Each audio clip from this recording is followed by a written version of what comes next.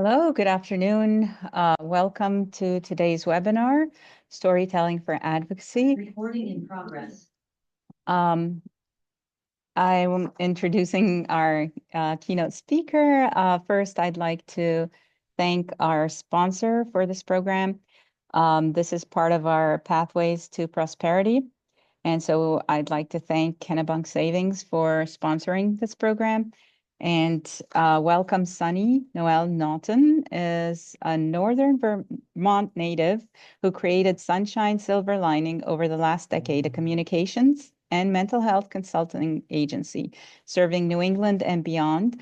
With a background in human services, journalism, entertainment business, Sunny uses collaboration, education, and facilitation to provide individuals, communities, and organizations support and further these conversations. Sunny has a master's degree in organizational leadership from Southern New Hampshire University and is finishing a second master's in non-clinical psychology to continue bringing mental health literacy to all the working towards updating systems to serve all. And I'll hand it over. And I just, some housekeeping. You can share your thoughts, and it's an interactive exercise. So when you share things in chat, you can send it to everyone or host and panelists, and you can pop any questions in the Q&A or chat as we go along.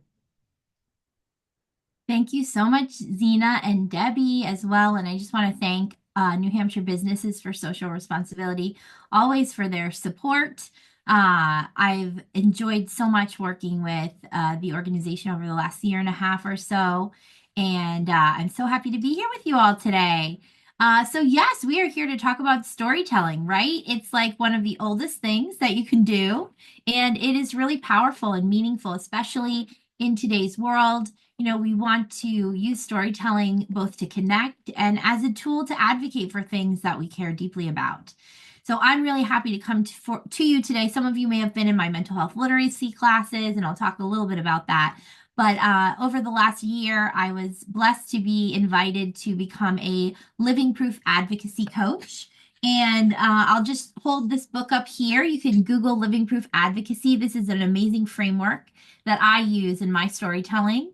It was created by John and Tim. They're wonderful gentlemen, and they're my mentors.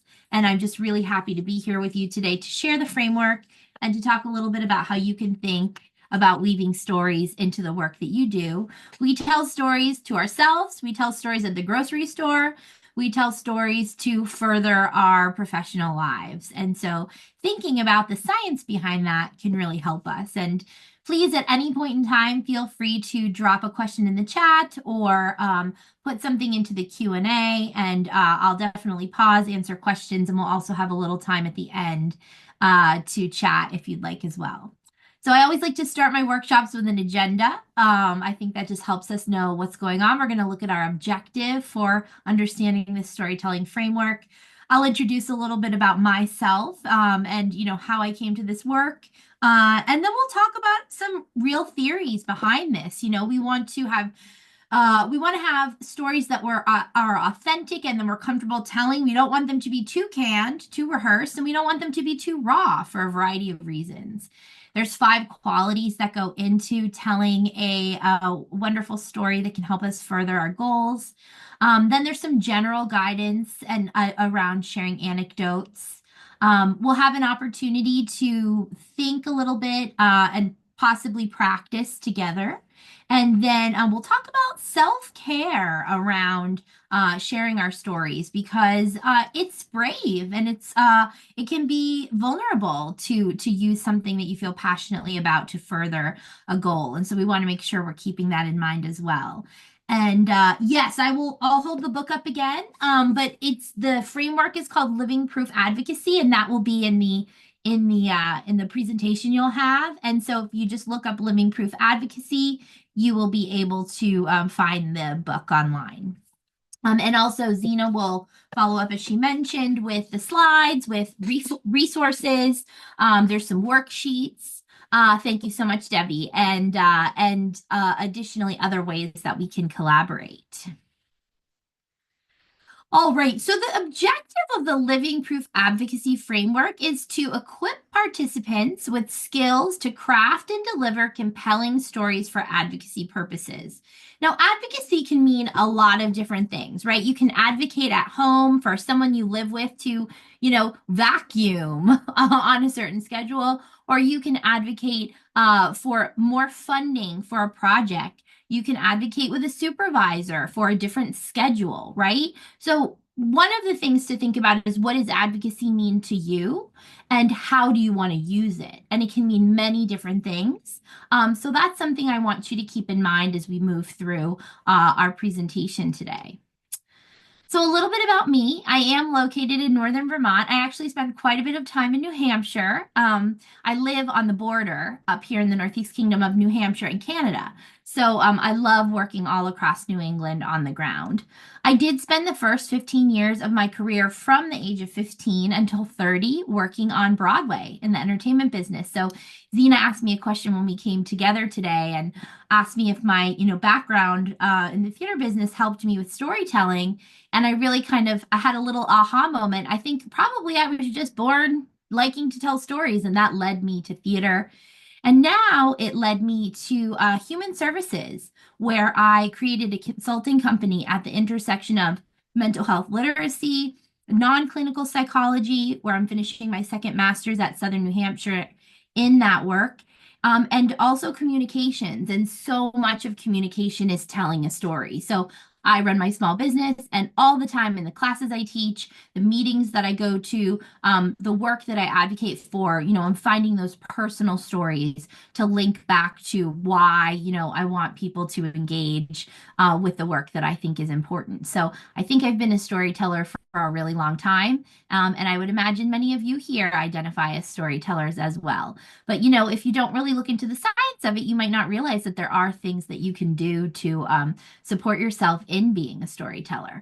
So I'd like to start just with a thought activity, and you're welcome to share in the chat. I encourage you to if you're comfortable.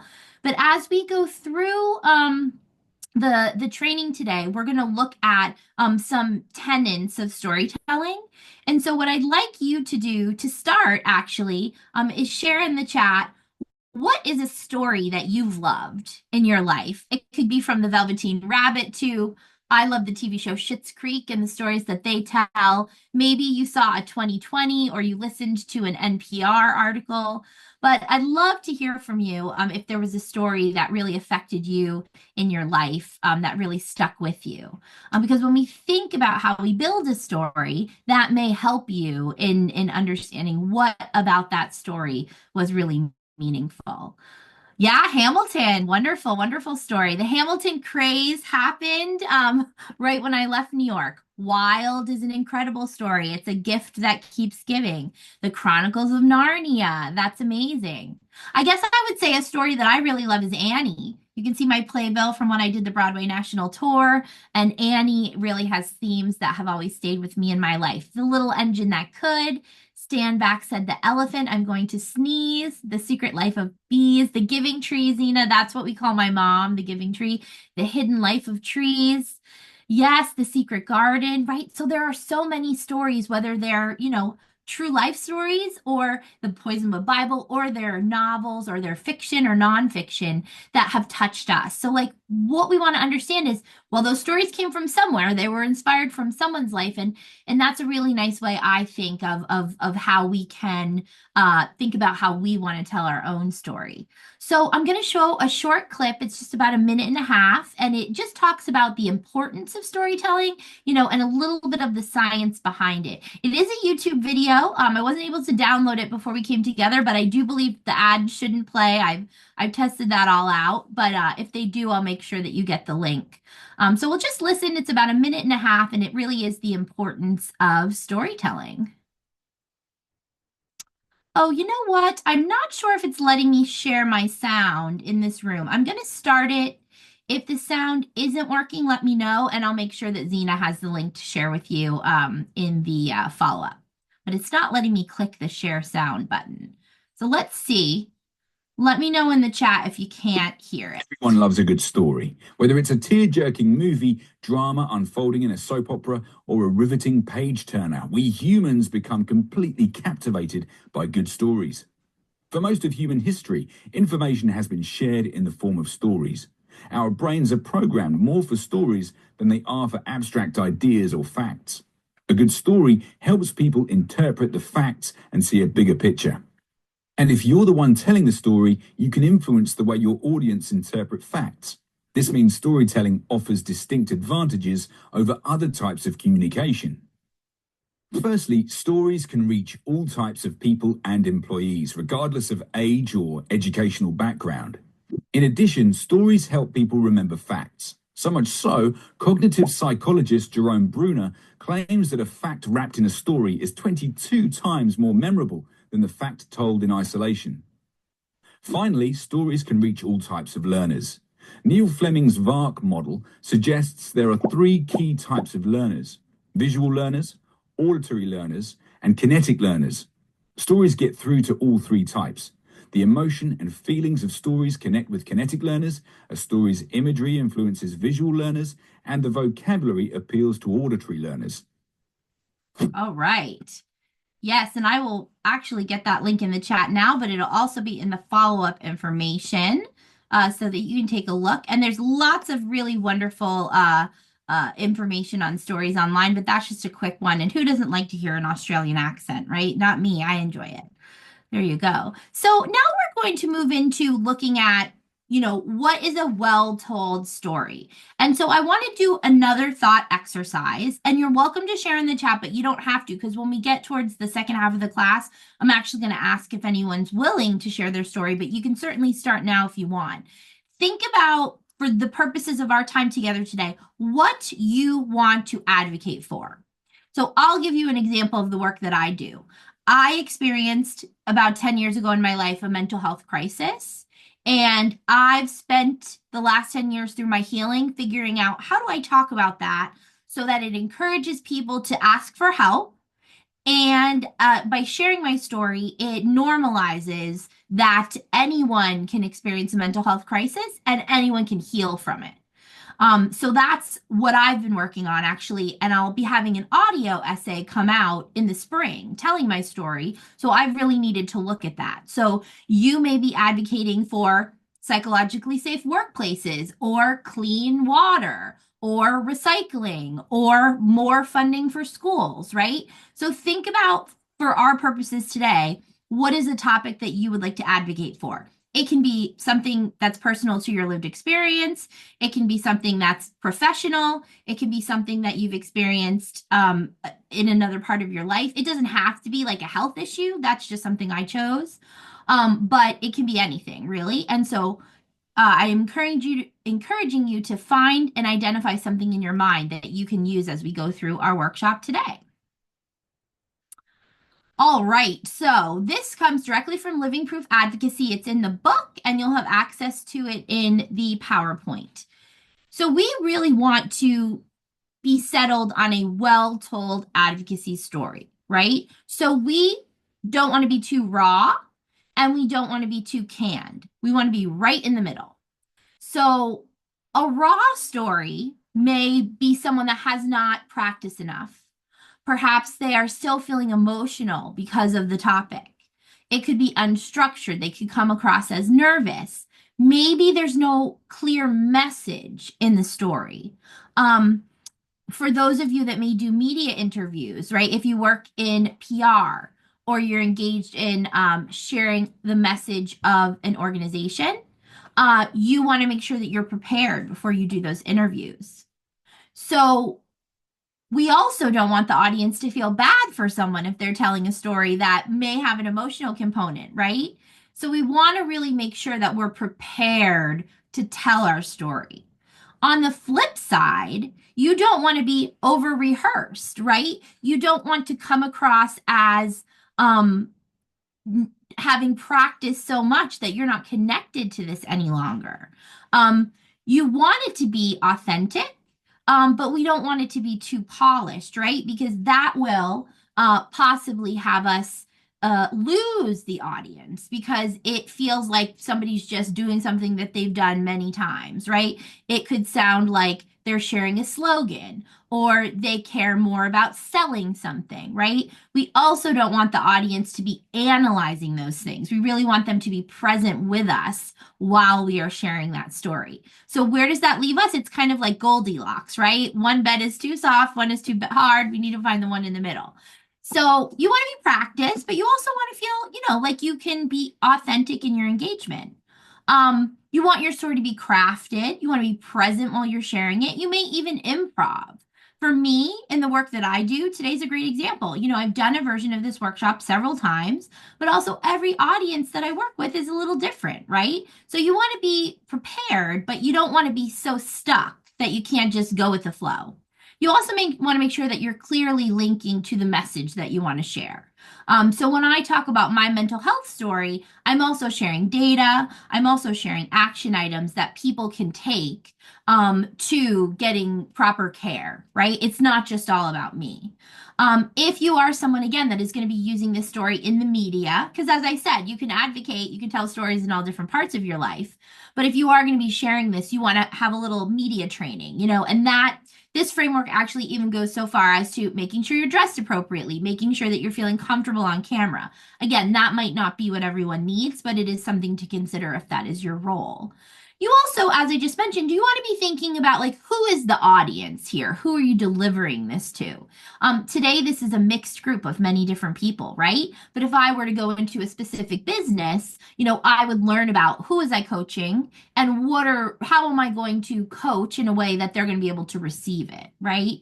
And so we really, at the end of the day, want to have a crafted message that allows us to connect with the people who are sharing it too, because that is how we are going to be able to make change.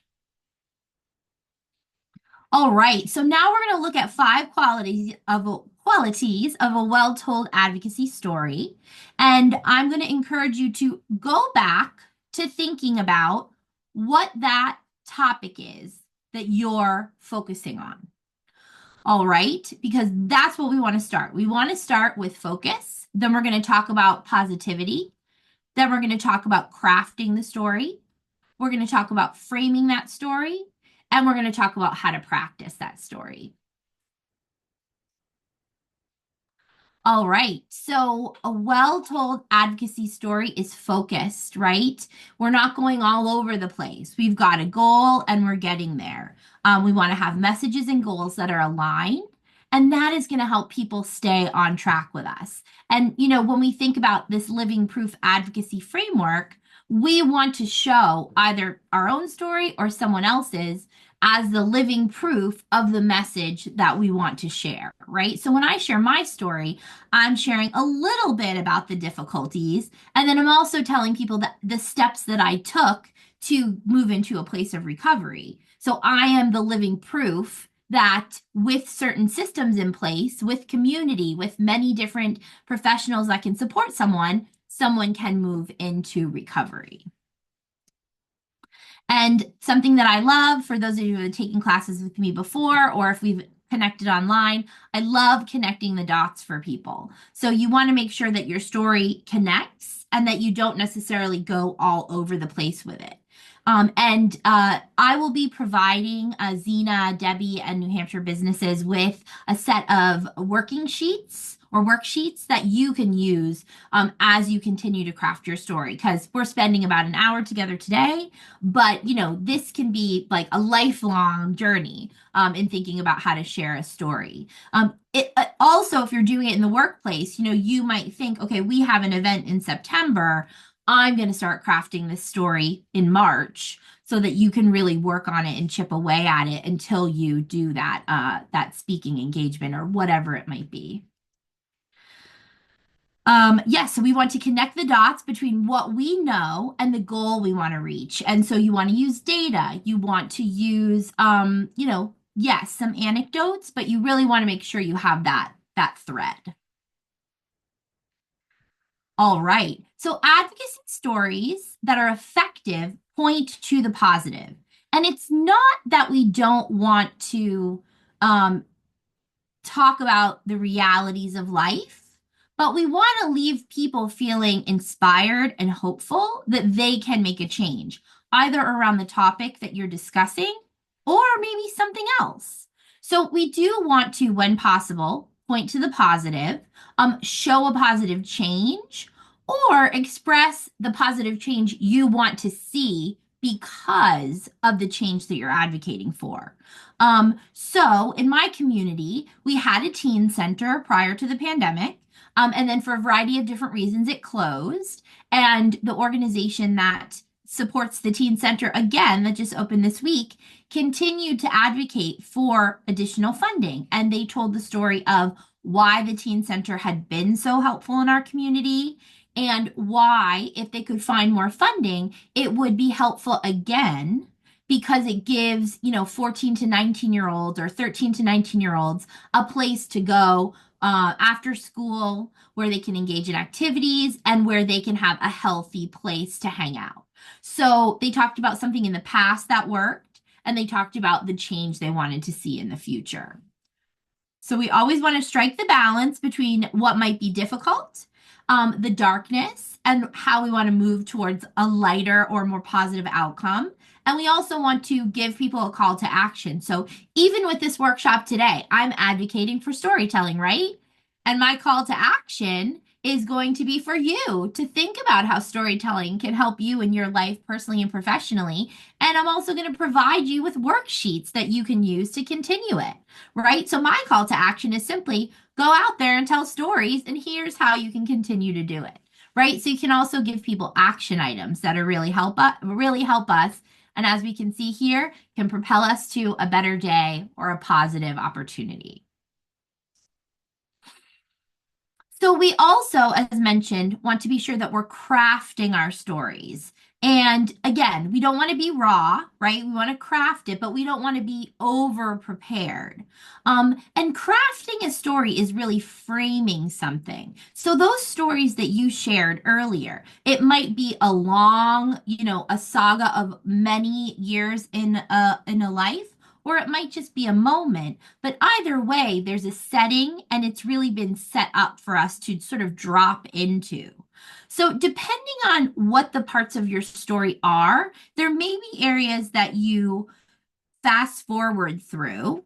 And then there may be times where you spend a little bit more detail. So, when I tell my personal story, I talk in general about my childhood, and then I sort of sit down in my 20s to give more details and more color to how I ended up moving towards a difficult time.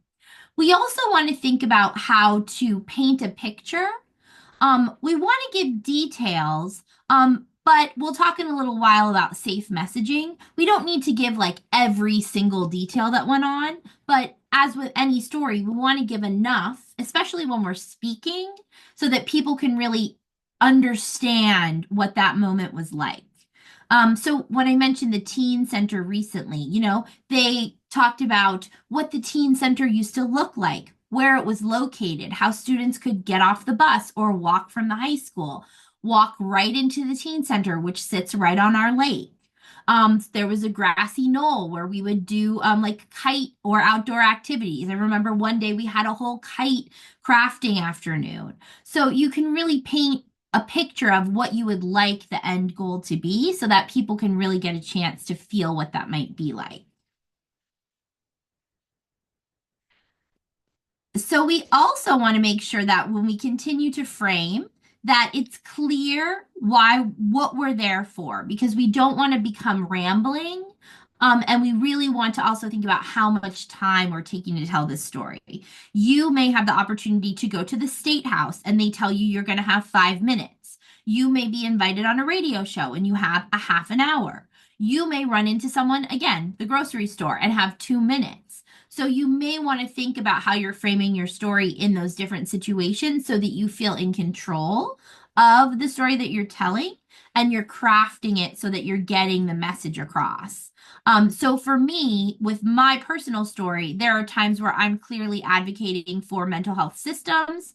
There are times where I'm clearly advocating for reducing stigma in talking about mental health. And I'm really clear, even though the story is the same situation, how I'm framing it depending on who I'm talking to. And again, we want to practice, but we don't want to be over prepared. So that's going to look different for everyone. And I think thinking back to Zena's question earlier about did my theater background help me? Yeah, of course. I used to be an actress, so I would have to memorize lines and I would have to prepare to speak in person. But anyone, I mean, we all, for those of us that are able, we all talk all the time. We communicate all the time. So you may want to think about what does practicing mean to you?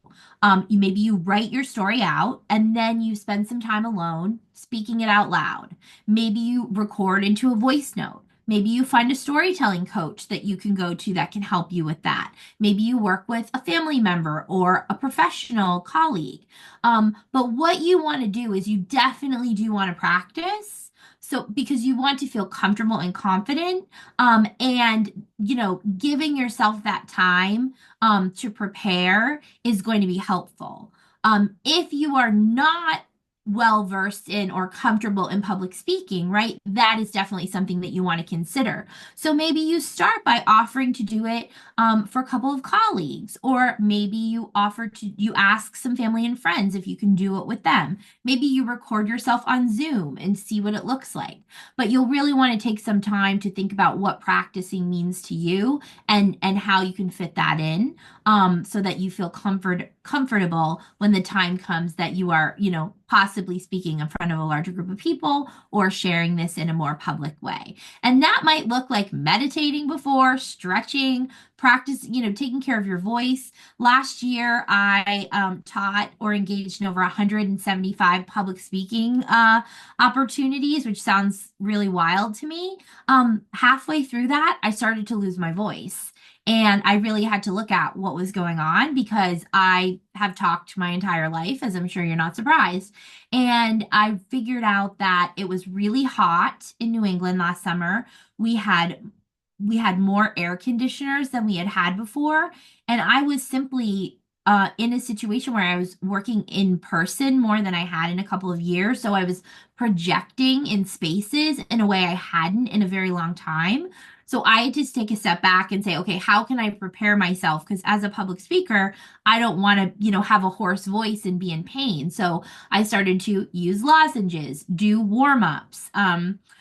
Actually began asking for a microphone when I was going to be in public, both for myself and for people who maybe, have some difficulties hearing, right? So I, even as someone who's well versed in telling stories publicly, had to rethink what I needed. So literally from making sure you have water, tea, whatever physically you need to feel comfortable, you want to think all of that through.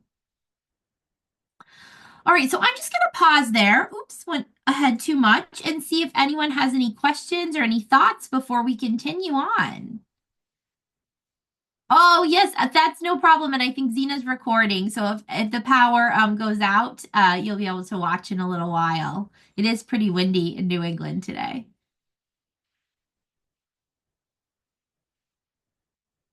Yeah, absolutely. The inside and the outside of the story, definitely. So when I say inside, or when the framework says inside, I know a lot of details about my story, right? Like I know who was there, maybe I can remember what was said. um I know more than I need to share publicly. So you may want to take some time to fully write out everything that you want to advocate about, and then go back through and figure out what is most appropriate for you to share externally, depending on what is happening. So I'll give you an example. I've been working on this story for a campaign here in Vermont around my mental health, and they asked me to color in more details, the producer that I'm working with. So I knew, because I was doing some work around suicidality. Right here on the screen, you see safe messaging.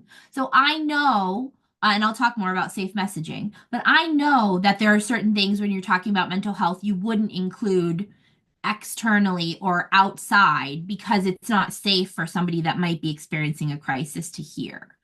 So when they asked me to color the story in a little more, I knew about safe messaging and I shared some more details. But one of the things I shared was it's not very provocative, but I worked with a doctor in my late 20s that gave me medication that was not for my health issue, and then I ended up getting sick. It was like an off-label use. And as I was telling the story, I said, I was mismedicated and the medication made me sick and I almost fell into the subway, which is really what happened. And the producer suggested that that was maybe not the best thing to share in that specific setting because it might make people afraid to take the medicine or to take medicine. I'm happy for people to take medicine. I do myself when needed, but that was something that for this specific audience was more something that could stay on the inside of the story and not necessarily be presented outside. Let me know if that is helpful. In a different setting, that anecdote, like in my memoir, that anecdote might be really powerful. But in this produced audio essay, it's not necessarily the right thing. So I think it's really important that you work through your story so that you can feel authentic. And also, when she asked me to color it in more, the producer, I did. And then she explained why maybe that wasn't the best thing to add for this purpose. I didn't feel bad at all. It didn't take away from what I was sharing. I could understand what she was getting at. So that's why you really want to make sure that you have like a very general, like you might journal out what you want to advocate about and then make an external version of it that you feel is still authentic, and then you'll pick and choose parts of that to get the right point across depending on are you advocating in the state house for more funding for something? Are you talking to a chamber of commerce? Are you speaking to a parents group because you want them to volunteer? And then you kind of decide what parts of the story are appropriate for your audience. And you learn through coaching, you learn through trying things out. So some general guidelines that I think lean right into what we're discussing. Personal points are really helpful and powerful. So you do want to find those details. Like when I talk about my mental health, I do talk about myself, right? So it is my personal story, but I also do find little moments where I intersect with my parents or a friend so people can see how that can be meaningful.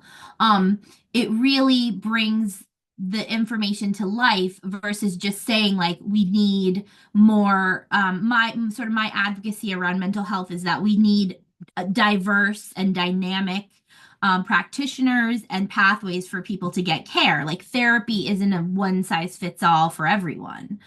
So I bring in a variety of ways that I think it could be helpful and why.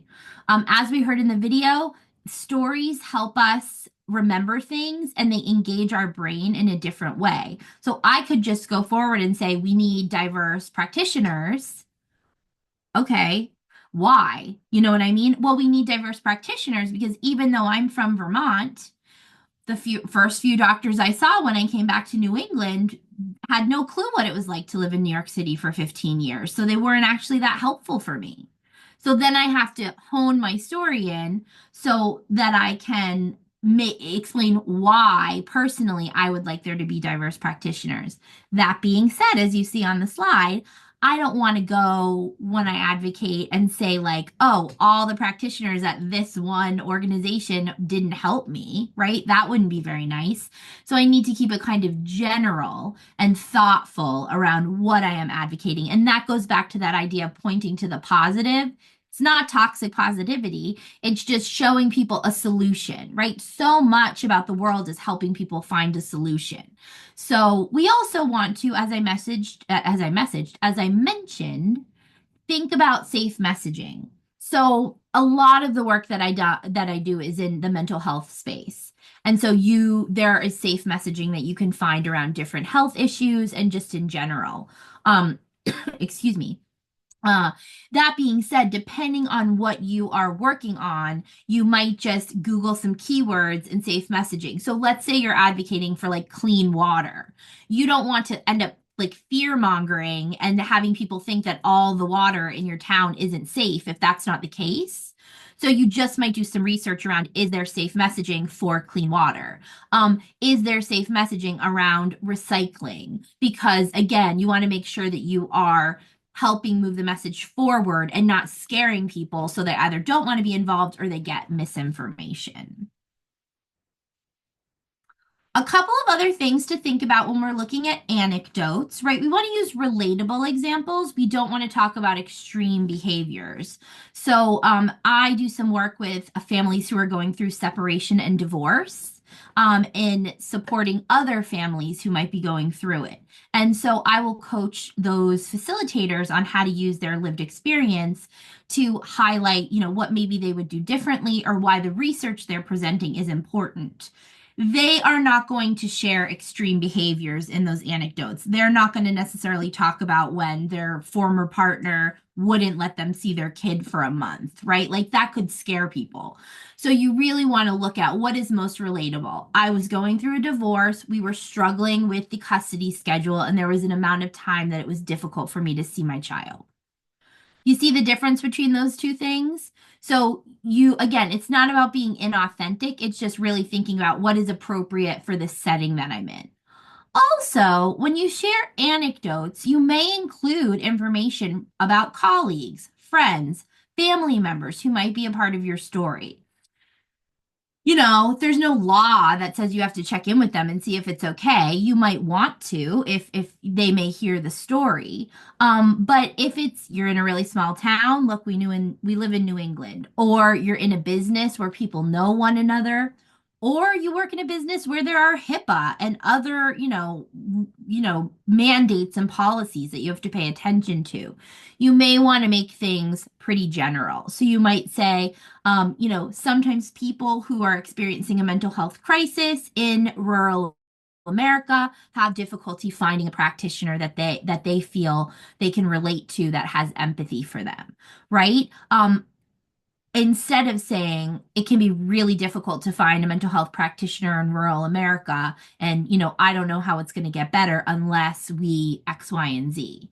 So, we want to sometimes keep things general and always kind of point to a positive.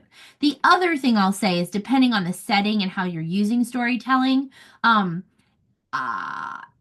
if you have a family or a friend or a colleague who said it's okay for you to share an anecdote, you can say, my mom and dad are okay with me sharing a little bit about their divorce because, we've processed it together and they know that it's helpful for this class I teach.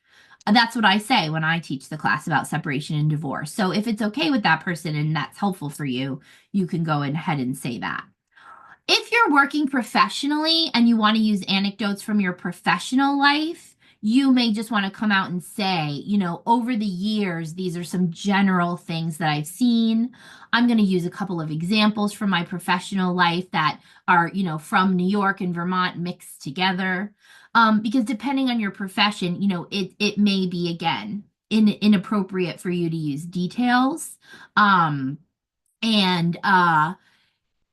you may want to address that in a way that people will continue to understand if they open up to you, that you would never share that moving forward. So definitely something to think about if you're using professional anecdotes. And I do want to note that I got a couple of messages.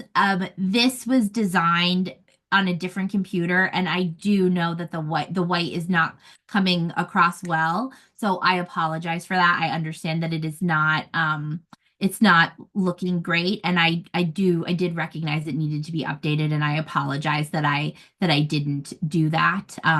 When I was presenting it recently, there was a reason why they asked me to do it in this color, and I didn't realize it was going to come across not so well in this setting. So I will update that, and thank you to those of you that made that point. I appreciate it.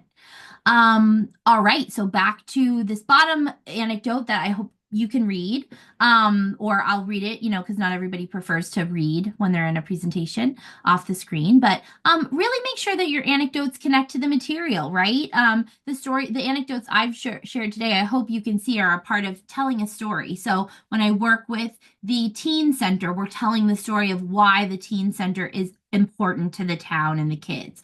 When I coach people who are teaching classes around separation and divorce, I'm making sure that the anecdotes they share are about the separation and divorce and not necessarily another part of their life when they were going through that. And you may also include a data point, something that aligns with your message so that you can show people that, there are other things that connect to this anecdote and this story as well. And again, we want to end our stories and our anecdotes with resilience and growth so that people can focus on that and hopefully take what you said and move forward in a helpful way. All right. So phrases that help us focus. I know the importance of this because my experience is one example. That's why we need to work together towards what I learned from this experience was. Here's why this is important, right? These are some phrases that can help us focus on the story that we're trying to tell. It's getting very windy here. I apologize. I don't think you can hear it, but I certainly can. All right, so now we're going to take a couple of minutes. We just have a few minutes later, and a few minutes left, and we are going to anyone who would like to sort of take a moment on their own to practice linking your story to your message. This is one of the worksheets that we'll follow up and provide you with. And what I'd love to do is just sort of coach you all through this activity called Crystal Clear Links, where we think of our message and then we link it to why we want to share that message. So the example we can see right here on the screen is getting an accurate diagnosis is critically important. I know this because, and then why. So in my experience, I would say I know this because once I was accurately diagnosed with a mental health challenge, I was able to get the proper treatment and move into recovery. So I'm going to encourage you to take a minute or two to think about your message, maybe write one sentence, and then link it to why this is important. And if anyone is willing to share that in the chat, please feel free to give some examples. And I'll work on another example at the same time and put that in the chat as well.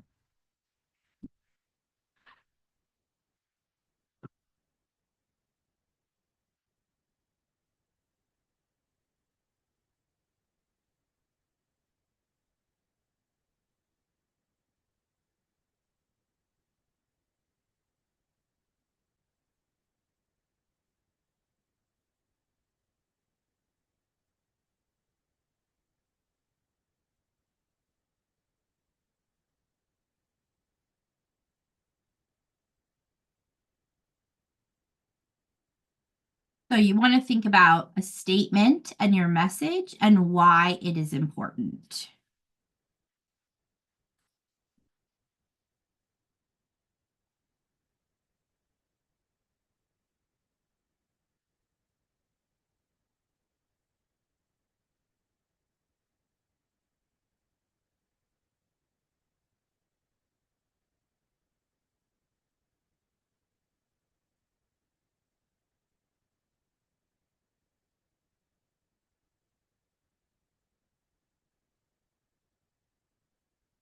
So I went ahead and added another one in the chat.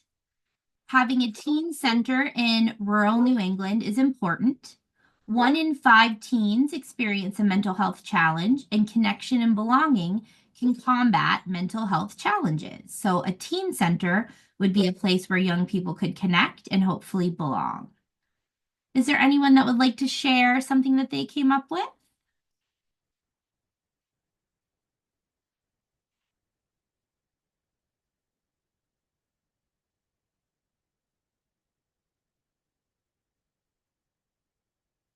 Yeah, absolutely, Debbie. Thank you. So, having access to art because art builds community and critical thinking skills. Absolutely beautiful. That's wonderful. Excellent. Building an electric vehicle infrastructure is important for New Hampshire. I know that this will have a big impact on tourism and the economy. Wonderful. Getting an asbestos inspection is important regardless of the age of the building. I know this is important because asbestos is still being sold in building materials to this day under many different names, such as chrysotile, Canadian fiber, and many more. Beautiful, right? You are sharing what is important.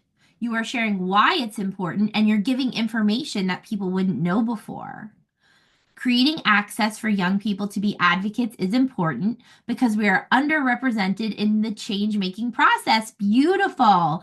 And Kennedy, you might even take that a step further and highlight, a data point around how many young people are not included in change-making spaces so that you can, take that a step further and show why it is so important that you create that access. That's great.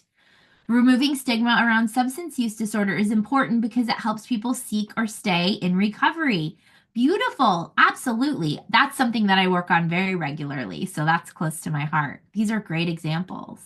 And, this is just, a tiny way to start building a larger advocacy story, right? But if you can even start here, you can help build out more information.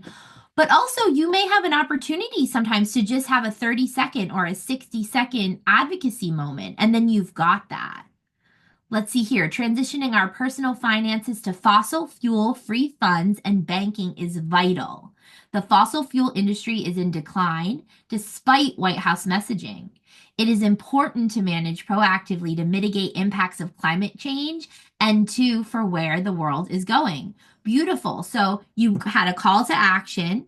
You explained maybe some misinformation around that, and then you explained why it's important for people to take that action.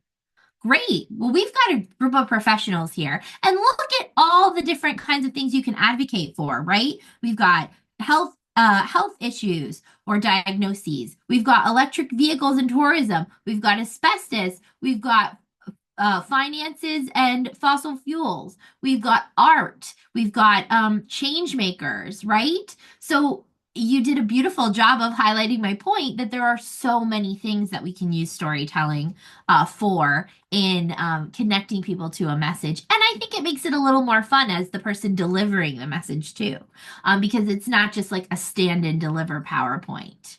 Oh, and let me see, there may have been one more. Oh, yes, thank you so much. I didn't see that right when it came in. Advocating for women in technology is really important. I know this because women are underrepresented in tech roles and leadership positions. Advocacy can help bridge this gap and create more opportunities. Beautiful. And again, that's one that's perfectly set up to go and maybe slot in a data point, right? Like how many women are in the tech business, or maybe something around STEM and opportunities where people can get that additional training. Wonderful. This is great. Thank you all so much. I'm feeling inspired already about things I never knew I could be inspired about. So you will have access to this and about 3 or 4 other worksheets that go along with the book, and I'll make sure that you have the information on the book. And the book, you can purchase on Amazon, or a small bookstore maybe can order it for you if they don't have it. And it's got all sorts of activities. You can see I have mine all marked up. And I use it even as someone that coaches this. I'm always looking for new ways. Every topic that you work on might need a slightly different approach as well, as mentioned. So thank you for that. So we're going to move into the end of our time together. Self-care is different for everyone, but it's really essential, especially when we are advocating for anything, but especially if we're using anything personal, or even if we're not using a personal story, but if we feel strongly about a topic, it can be exhausting. So these things are just as important as when I said you want to think about, do you have a beverage, right? I went through my 2 seltzers during this presentation, so I need to have my my iced tea after this, right? As much as we're thinking about our physical health, we also want to think about how we're taking care of ourselves when we advocate. So especially when I do workshops, I've done a few this week. I got a little more work to do today, and then I'm going offline all weekend so that I can recharge for what comes for the next week. Because a lot of my work is different topics, but this kind of engagement with people. So you want to think about what is the role of community, right? Can your community support you in this? Do you actually need solo time? I recharge alone, which is sometimes surprising to people because my professional and personal life is pretty public. You may need different kinds of rest. You may need to do physical prep. I did a walk on my treadmill at lunchtime so that I could get my energy up for this. You also want to think about what is the environment that you're in, especially if you're speaking in public. Do you need private alone time before that? Do you need to have headphones so that you can get in the zone? What do you need to be ready to speak, whether it's virtually, in person, or even sitting down to write? What do you need with that? During the presentation, what do you need to stay focused? How can you stay grounded and present? What are you doing for your breathing so that you can make your way through if you're talking, right? And then as we come out of that advocacy moment, again, what do you need? Do you need to go spend time with people? Do you need to be alone? Is there one person that you want to connect with? What kind of rest do you need to come down from that possibly adrenaline moving up? Because it's exciting. What do you need to do physically again to take care of yourself as you come down from that kind of opportunity?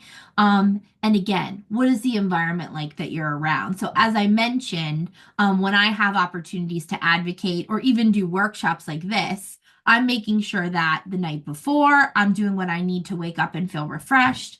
And then afterwards, like I said, I'm going into a quiet, calm weekend so that I can digest everything and move into next week feeling ready to go. And overall, these are all things that we need, right? Because, and this is a whole other workshop I offer, and I'm glad to offer it to the members if it's of interest.